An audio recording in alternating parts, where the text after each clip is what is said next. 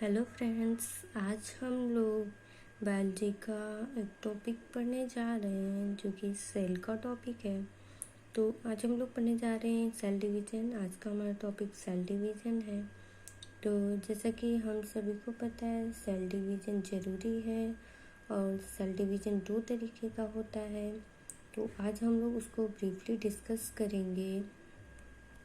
आज हम लोग पढ़ेंगे कि आखिर ये सेल डिवीज़न होता क्या है, वो ज़रूरी क्यों होता है और इसके कितने टाइप्स होते हैं।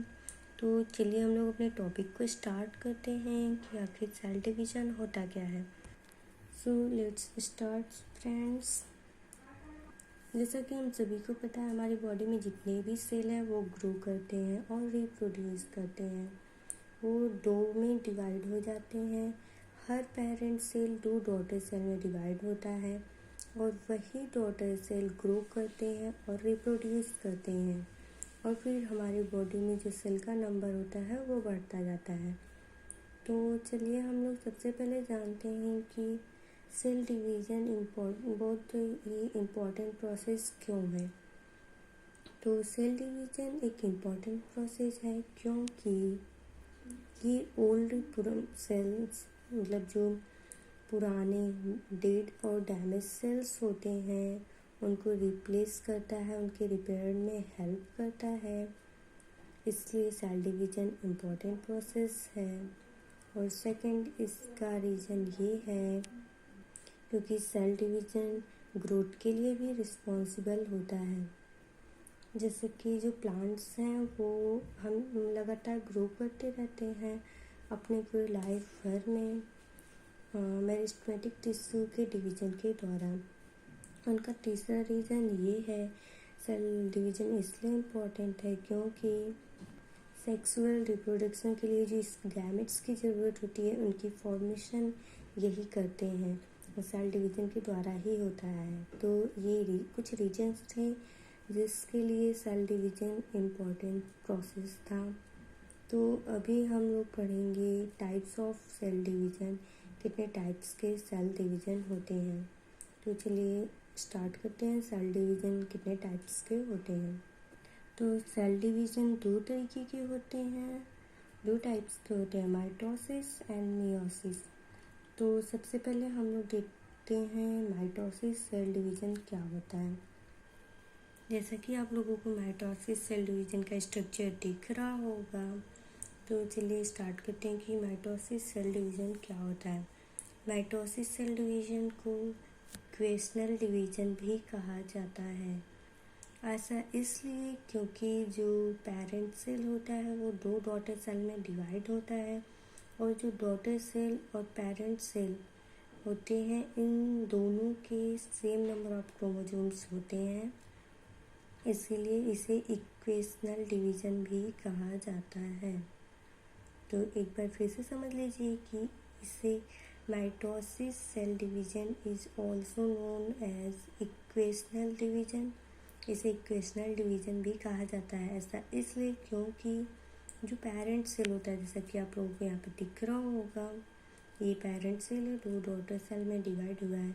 तो जो पेरेंट सेल है वो दो डॉटर सेल में डिवाइड होता है और पेरेंट सेल और दोनों डॉटर सेल इन सब मतलब सबके एक दोनों के इक्वल नंबर ऑफ क्रोमोसोम्स होते हैं, इसीलिए इसे इक्वेशनल डिवीज़न भी कहा जाता है।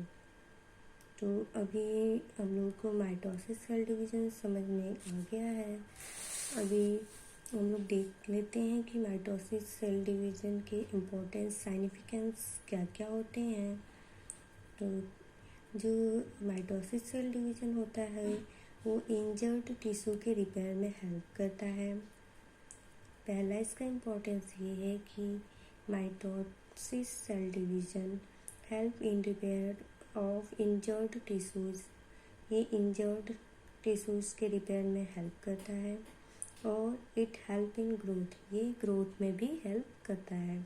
तो इसके दो साइनिफिकेंस हैं, दो इम्पोर्टेंस हैं।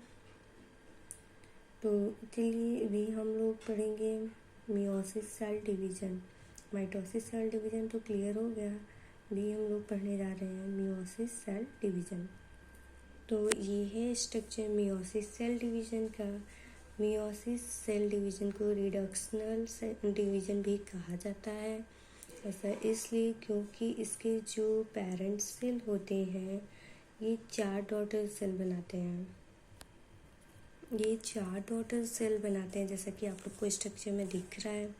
जो फिर से सुन लीजिएगा, इसे रिडक्शनल डिवीज़न कहा जाता है मियोसिस सेल डिवीज़न को, क्योंकि जो इसके पेरेंट सेल होते हैं वो 4 डॉटर सेल बनाने के लिए डिवाइड होते हैं, और जो इसके डॉटर सेल होते हैं उनमें क्रोमोसोम्स पाए जाते हैं पेरेंट सेल के हाफ। नंबर ऑफ क्रोमोसोम्स जो डॉटर सेल्स में पाए जाते हैं वो पेरेंट्स के क्रोमोसोम के हाफ होते हैं। इसीलिए और ये 4 डॉटर सेल में डिवाइड होता है, इसीलिए इसे रिडक्शनल डिवीज़न कहा जाता है। तो इसके इम्पोर्टेंस क्या है, साइनिफिकेंस क्या है, चलिए देख लेते हैं।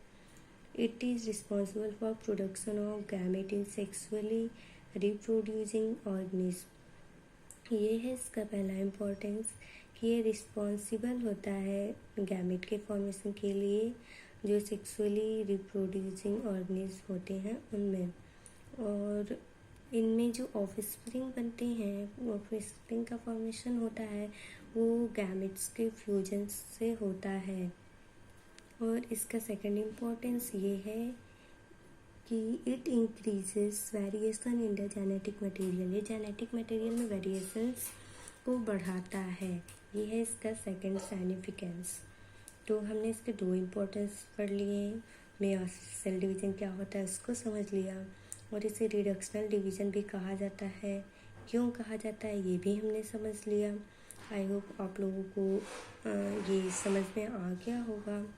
मियोसिस सेल डिवीज़न क्या होता है और माइटोसिस सेल डिवीज़न क्या होता है, इन दोनों में डिफरेंस क्या होता है, इनका इम्पोर्टेंस क्या होता है, और सेल डिवीज़न इम्पोर्टेंट प्रोसेस क्या है, ये सब भी हम लोगों को समझ में आ गया होगा। आई होप आप लोग को कोई भी डाउट नहीं होगा। अभी सारे डाउट आप लोग के क्लियर हो चुके होंगे सेल डिवीज़न के और उनके टाइप्स के। एक बार आप लोग फिर से स्ट्रक्चर देख लीजिए। ये है मियोसिस सेल डिवीज़न का स्ट्रक्चर और ये है माइटोसिस सेल डिवीज़न का स्ट्रक्चर। तो आई होप सारे डाउट्स क्लियर हो गए होंगे, आप लोग को सब कुछ समझ में आ गया होगा। Thank you for watching.